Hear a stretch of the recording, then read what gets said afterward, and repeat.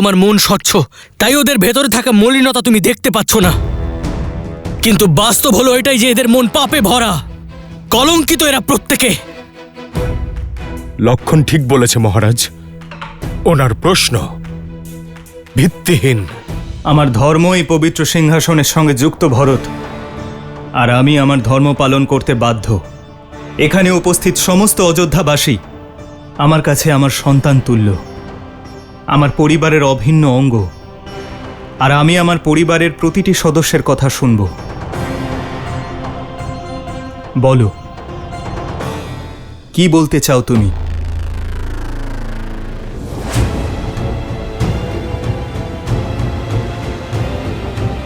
ভয় পাওয়ার কোনো প্রয়োজন নেই, যা বলতে চাও বলো। ক্ষমা করুন মহারাজ, কিন্তু আমরা অতি সামান্য এবং সাধারণ মহারাজ। না রাজকীয় আচার আছে, না বিচার। আমাদের ভাবনা অবশ্যই মলিন এবং কলঙ্কিত হতে পারে, কিন্তু আমাদের মনস্কামনা নয় মহারাজ। মহারাজ, আমাদের সংশয়, আমাদের প্রশ্ন এবং আমাদের চাহিদা শুধু এটুকুই যে এত বছর ধরে মহারানী দেবী সীতা অযোধ্যার বাইরে ছিলেন, বনে বনে ঘুরে বেড়াচ্ছিলেন, আর যখন ফিরলেন তখন আপনি কিছু ভাবনা চিন্তা না করে তাকে আপন করলেন মহারাজ। শুধু আপনি কেন, আপনার সম্পূর্ণ অযোধ্যা তাকে আপন করার জন্য সজ্জিত মহারাজ। আমরা তো শুধু এটুকু চাই মহারাজ যে দেবী সীতা পুনরায় একবার অগ্নি পরীক্ষা দিন। কি?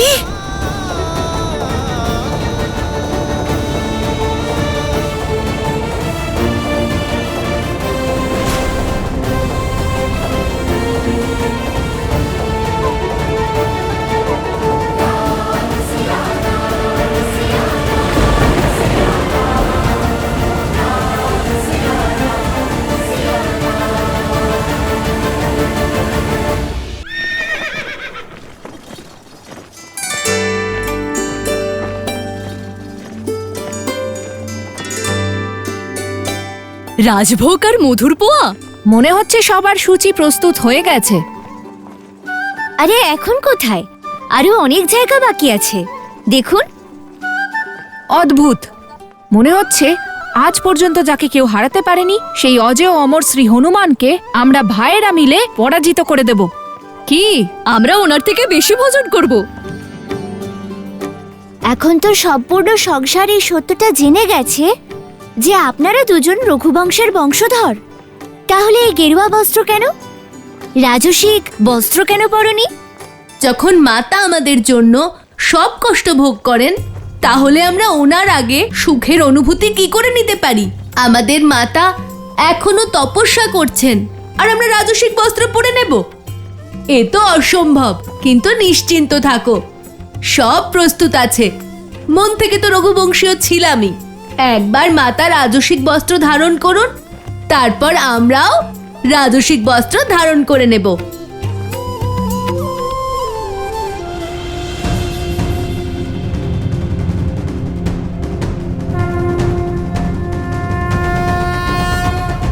এই পবিত্র সিংহাসনে বিরাজমান হওয়ার জন্য নিজের পবিত্রতার প্রমাণ তো মহারানী দেবী সীতাকে দিতেই হবে মহারাজ। তাঁকে অগ্নি পরীক্ষায় উত্তীর্ণ হতেই হবে।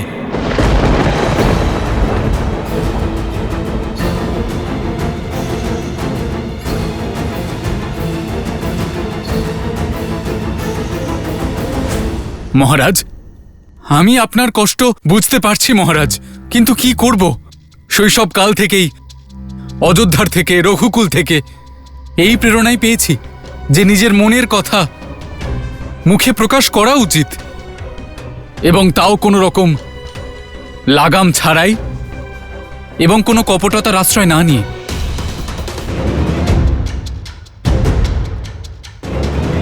কি বলছে এসব? খুব নির্লজ্জ তো। আর এমনিতেও আপনি যে সংশয়ে মহারানী দেবী সীতাকে পরিত্যাগ করেছিলেন, তার আরম্ভ একজন অযোধ্যাবাসীর মুখ থেকেই হয়েছিল মহারাজ। তাহলে আমাদের সাথে এমন ভেদাভেদ কেন মহারাজ? আমিও একজন অযোধ্যাবাসী। আমাকে কেবল একটি তুচ্ছ প্রশ্নের উত্তর দিয়ে দিন আপনি, যে দেবী সীতা এমন কি প্রমাণ করেছেন মহারাজ যে ওনাকে পবিত্র মানা হলো?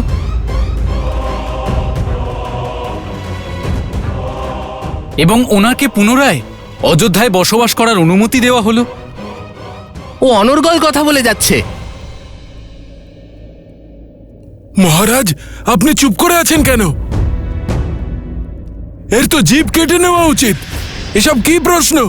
একদম সঠিক প্রশ্ন করেছে। হয়তো এই সভায় সকলের আমার প্রশ্নকে দুঃসাহস মনে হচ্ছে মহারাজ, কিন্তু আমার সম্পূর্ণ বিশ্বাস আছে আমার প্রভু শ্রীরামের ওপর এবং তার রাম রাজ্যের ওপর। আমার সংশয় দূরীভূত হবে, সব প্রশ্নের উত্তর পাবো আমি এবং ধর্ম স্থাপিত হবে মহারাজ। আরে মূর্খ, মাতা সীতা আমাদের সকলের অনুরোধেই অযোধ্যায় ফিরে এসেছেন। হ্যাঁ হ্যাঁ, হ্যাঁ, আমাদের হ্যাঁ, সকলের আমাদের অনুরোধেই অনুরোধেই ফিরেছেন। হ্যাঁ হ্যাঁ, আমরা ফিরিয়ে আনতে চাই মাতা সীতাকে। হ্যাঁ হ্যাঁ, আমরা ফিরিয়ে আনতে চাই মাতা সীতাকে। মানছি যে এই আবেদন অযোধ্যাবাসী করছে, কিন্তু মহারাজ, আবেগের বশবর্তী হয়ে মানুষ কত কি না করে ফেলে। যেমন নিজের সীতা মাতার মান রক্ষা করতে আপনার ভ্রাতা লক্ষণ আজ আপনারই সভার অপমান করেছেন মহারাজ, আর একজন অযোধ্যাবাসীর ওপরেই বাণ নিক্ষেপ করলেন, যখন উনি স্বয়ং রঘুবংশী হয়েও আবেগের বশবর্তী হতে পারেন। তখন আমরা তো সাধারণ প্রজা মহারাজ। সঠিক কথা, তবে তুমি অযোধ্যাপতির সামনে দাঁড়িয়ে আছো। এখানে যে সিদ্ধান্ত হয় তাতে সর্বদাই ধর্ম প্রাধান্য পায়। পদমর্যাদা ভুলে যেও না। যা বলার সোজাসুজি বলো। এটাই যে আমরা দেবী সীতার পবিত্রতার প্রমাণ চাই।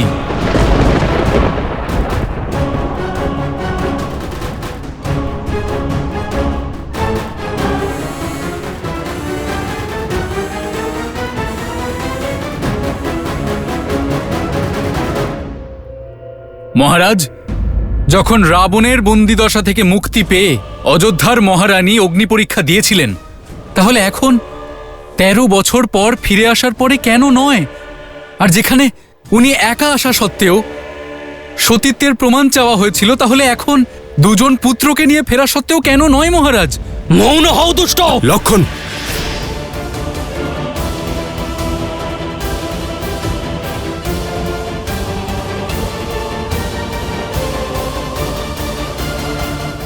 এ কেমন অপবাদ দেওয়া হচ্ছে মহারানীর নামে? তাহলে আপনিই উত্তর দিন যে এই দোদুল্যমান অবস্থায় কি করে প্রমাণ হবে যে লব আর কুশ শ্রীরামের পুত্র?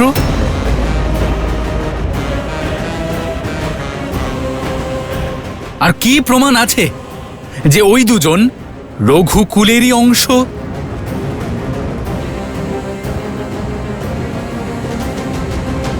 সম্পর্কের মধ্যে যারা প্রমাণ খোঁজে তারা কোনো অসুরের থেকে কম নয়। আমার মাতাকে অপমান করছো। হনুমান,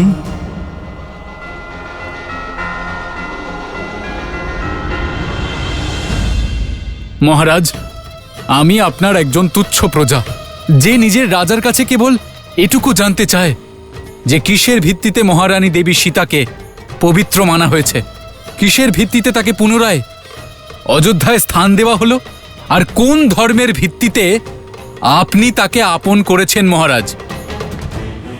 একজন স্বামী হিসেবে নাকি রাজা হিসেবে? দাদা, তুমি অগণিত অসুরদের বধ করেছ, কিন্তু ইতিহাস সাক্ষী যে একটা আসুরিক ভাবনা সমগ্র অযোধ্যাকে অসুর লোক বানাতে পারে। তাই এই ধরনের আসুরিক ভাবনা, আর যে এমন ভাবনা পোষণ করে তার বিনাশ করাই হলো ধর্ম। খারাপ চিন্তাধারা শেষ নয়, পরিবর্তন করা আবশ্যক লক্ষণ। খারাপ চিন্তাধারার মধ্যে সন্দেহ এবং অবিশ্বাসের বীজ থাকে, আর সীতা ও রাম কখনোই চায়নি যে সেই বীজ আবারও অঙ্কুরিত হোক।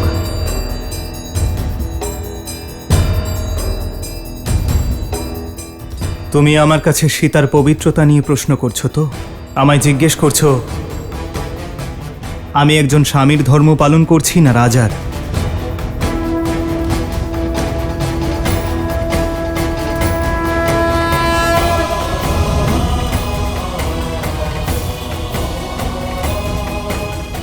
এই ধনুক যা আমার অস্ত্র, এ রঘুবংশের রক্ষক। এতে বায়ু অস্ত্র, ব্রহ্মাস্ত্র, বরুণাস্ত্র, আগ্নেয়াস্ত্র আর লাভাস্ত্র, পঞ্চতত্ত্বের ভার সহ্য করার, তাকে ধারণ করার শক্তি আছে এতে। আমি সীতাপতি রাম, একজন স্বামী রূপে আপনাদের সকলের সম্মুখে ঘোষণা করছি,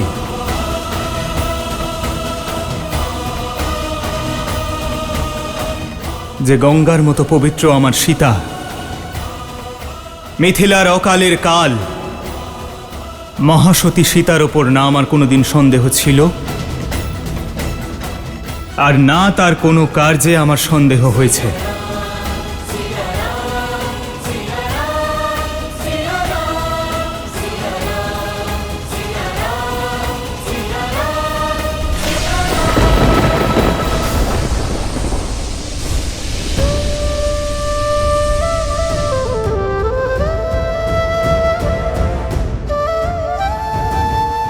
আমার সীতার পবিত্রতা যাচাই করার বা পরীক্ষা করে দেখার কোনো প্রয়োজন নেই। আগামী সময় যখনই এই প্রশ্ন উঠবে যে রাম সীতাকে পরিত্যাগ করেছিলেন, তখন ইতিহাস এই কথাও মনে করাবে যে সীতার প্রতি রামের বিশ্বাস অটুট ছিল। তারা এটাও বুঝবে যে সীতার সঙ্গে বিচ্ছেদ এবং তার বনবাসের সিদ্ধান্ত কেন নেওয়া হয়েছিল। এই সংসার এও জানবে যে নারীদের সমান অধিকার দেওয়ানোর জন্য অযোধ্যায় কি ঘটেছিল, যে রামের তার সীতার ওপর বিশ্বাস না কোনোদিন ক্ষুণ্ণ হয়েছিল, না কখনো ক্ষুণ্ণ হয়েছে, আর না কখনো হবে। জয় সীতারাম! জয় সীতারাম! জয় সীতারাম! জয় সীতারাম! জয় সীতারাম! দুষ্ট, পেয়ে গেছো তো তুমি তোমার সকল প্রশ্নের উত্তর? এখন খুশি তো? যাও এবার এখান থেকে। চলে যাও এখান থেকে। শান্ত হও। কিন্তু ওনার প্রশ্ন অযোধ্যার রাজা রামের কাছে, আর এইবার উত্তর অযোধ্যার মহারাজ দেবেন। কি বলতে চাইছেন মহারাজ? আপনাদের সকলের কাছে আমার অনুরোধ যে আপনারা এই রাজসভা এবং রাজসিংহাসনের মর্যাদা ভঙ্গ করবেন না।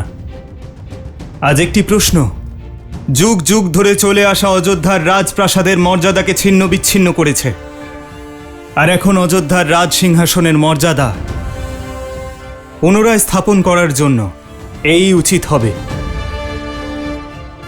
যে সীতা ত্রিকালদর্শী ভগবান বাল্মীকির অনুমতি নিয়ে পুনরায় যেন অগ্নি পরীক্ষা দেয়।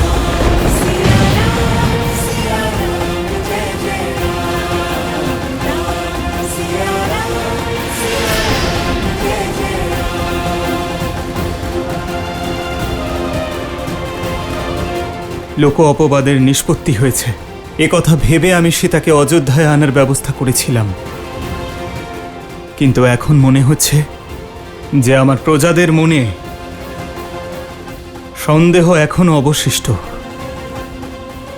যার কারণে রামরাজ্যের ভিত্তি নড়ছে। আমার প্রজাদের প্রেম বিদ্বেষে পরিণত হচ্ছে। সেই কারণ এখন অবশিষ্ট অযোধ্যার রাজা হওয়ার কারণে। এই লোক অপবাদ সারা জীবনের মতো শেষ করে দেব, যাতে অযোধ্যার মহারাজ অযোধ্যার মহারানী সীতাকে সসম্মানে মর্যাদার সঙ্গে রাজসিংহাসনে বসাতে পারেন।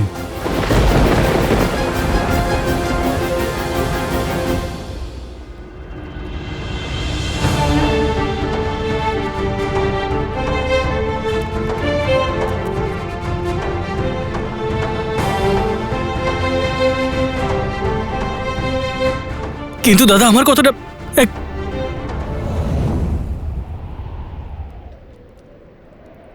হনুমান, প্রভু, সীতার কাছে এই বার্তা পৌঁছে দেবার দায়িত্ব তোমার।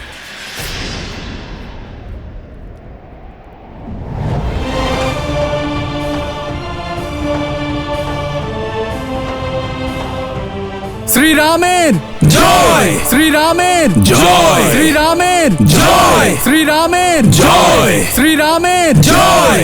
শ্রীরামের জয়! শ্রীরামের তোমার অতি নিকটে অবস্থিত। শ্রীরামের জয়! আমি সীতারামের বিনাশ চাই। আমি বলেছিলাম না, সহস্রমুখের রক্তে অমৃত আছে রাম। আর যতক্ষণ এই রক্তের একটি বিন্দু অবশিষ্ট আছে, ততক্ষণ আমি সীতারামকে এক হতে দেব না। এই অগ্নি পরীক্ষা সীতার অন্তিম পরীক্ষা হবে।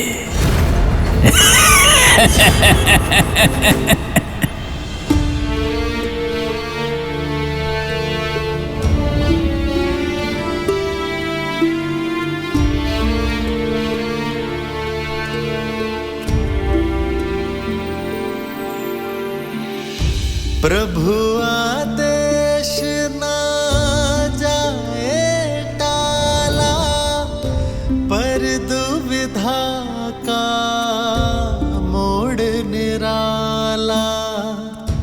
मिलन की बेला में आ बैठा, शंका के विष का सर्प ये काला। जो किन्हीं शत मास प्रतीक्षा, देनी होगी उसे अगन परीक्षा। कैसे ये वचन कह दे हनुमान, जिसमें छिपा सीता अपमान। दुविधा डारे क्यों मुझे मेरे राम, राम सिया राम सिया राम सिया राम। মাতা, আমায় ক্ষমা করবেন।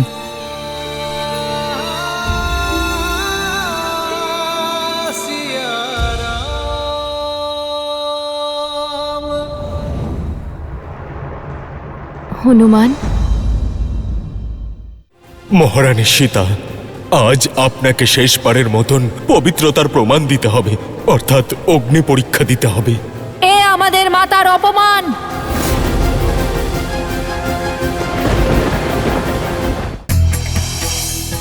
মানা হয় যে দক্ষিণ ভারতের চোলাচেরা আর পন্ডিয়ার মতো প্রাচীন সভ্যতার অস্তিত্ব রামায়ণের পূর্বেই ছিল, আর লঙ্কা যুদ্ধের সময় তাদের উপস্থিতির প্রমাণও পাওয়া যায়।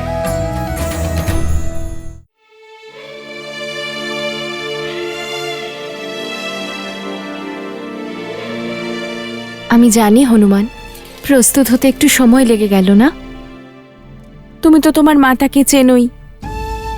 তপস্যায় যখন বসি তখন আর সময়ের জ্ঞান থাকে না। কিন্তু এবার দেখো, মুহূর্তের মধ্যে কেমন প্রস্তুত হয়ে আসি।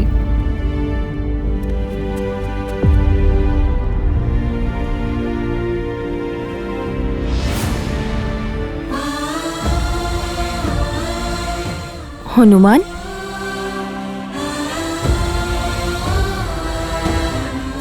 কি হয়েছে? বুঝতে পারছি কোনো দুশ্চিন্তা করছো তুমি। তোমার মাতাকে বলবে না? নির্ভয়ে সব বলো, কি হয়েছে?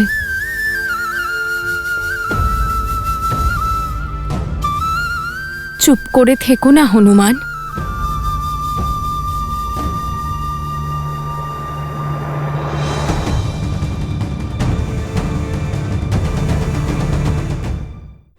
মহারানী সীতা, আজ আপনাকে শেষবারের মতন পবিত্রতার প্রমাণ দিতে হবে, অর্থাৎ অগ্নি পরীক্ষা দিতে হবে।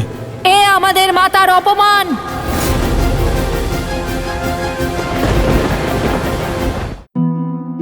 হনুমান, আমি কিছু জিজ্ঞেস করেছি হনুমান, উত্তর দাও আমায়।